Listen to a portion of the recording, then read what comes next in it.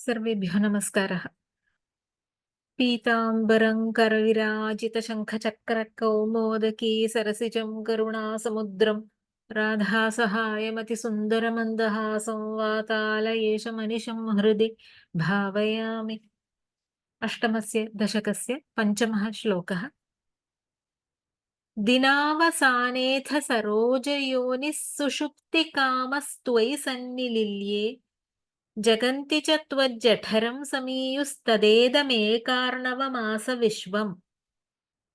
पदच्छेदः। दिनावसाने अथ सरोजयोनिः सुषुप्तिकामः त्वयि सन्निलिल्ये जगन्ति च त्वज्जठरं समीयुः तदा इदम् एकार्णवम् आस विश्वम्। अन्वयः। अथ सरोजयोनिः दिनावसाने सुषुप्तिकामः त्वयि सन्निलिल्ये जगन्ति त्वज्जठरं समीयुः च तदा इदं विश्वम् एकार्णवम् आस। इदानीं त्रिभिः श्लोकैः अन्त्यरात्रिजनितान् विलासान् वर्णयति। अथ सरोजयोनिः दिनावसाने सुषुप्तिकामः त्वयि सन्निलिल्ये। अथ मङ्गलानन्तरारम्भप्रश्नकार्त्स्न्येषु अथोऽथ इति कोशे। अत्र प्रकरणारम्भद्योतकः अथ शब्दः।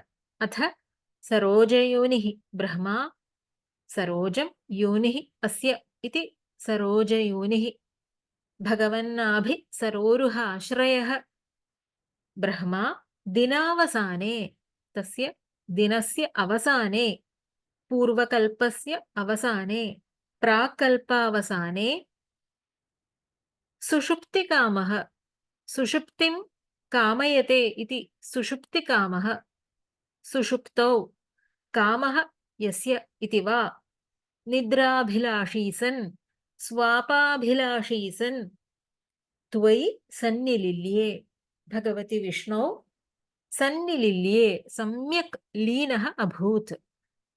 सं नि इति उपसर्गद्वयपूर्वकात् लिङ् श्लेषणे इत्यस्मात् कर्तरि लिट्लकारे आत्मनेपदे प्रथमपुरुषे एकवचनं रूपम्।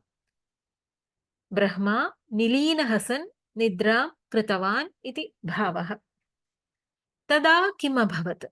सरोजयोनिः यदा भगवति लयं प्राप्तवान् तदा जगन्ति त्वज्जठरं समीयुः च जगन्ति 14 लोकाः त्वज्जठरं तव जठरं तव उदरदेशम् उदराभ्यन्तरं समीयुः च प्रापुः च सम्पूर्वकात् इणगतौ इत्यस्मात् धातोः लिट्लकारे प्रथमपुरुष बहुवचनं रूपम् सम ईयुः समीयुः समीयुः च चकारः समुच्चये।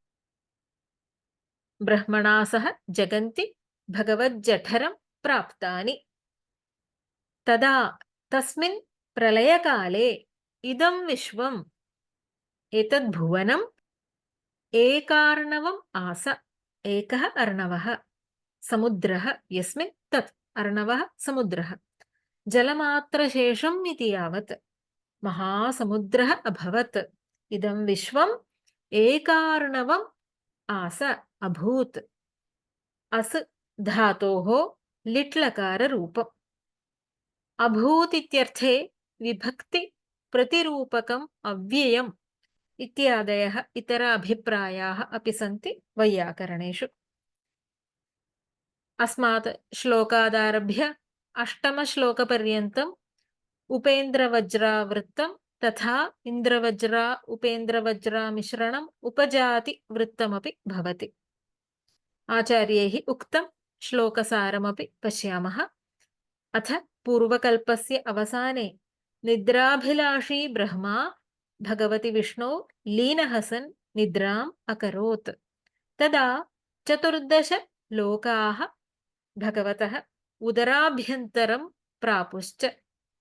तस्मिन् ब्रह्मप्रलयकाले इदं भुवनं जलमात्रशेषम् अभवत्।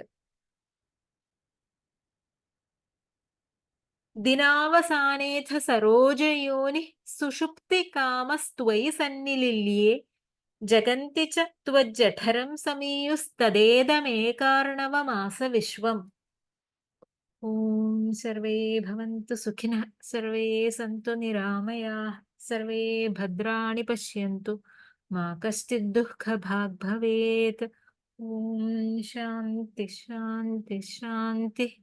हरिः ॐ श्रीगुरुभ्यो नमः। हरिः ॐ। धन्यवादः।